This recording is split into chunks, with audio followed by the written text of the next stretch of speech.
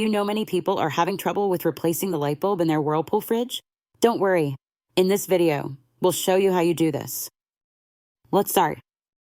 Step 1. Unplug fridge. First, ensure safety by unplugging your fridge. Step 2. Find bulb. Locate the light bulb behind the temperature control panel inside the fridge.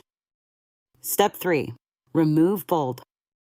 Remove any light shield and carefully unscrew the old bulb. Step 4. Replace bulb.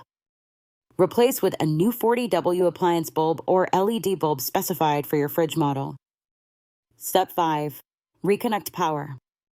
Finally, reattach any light shield and reconnect the power to your fridge. With these steps, replacing your fridge's light bulb should be a breeze. Still need help? Visit our website for the complete manual.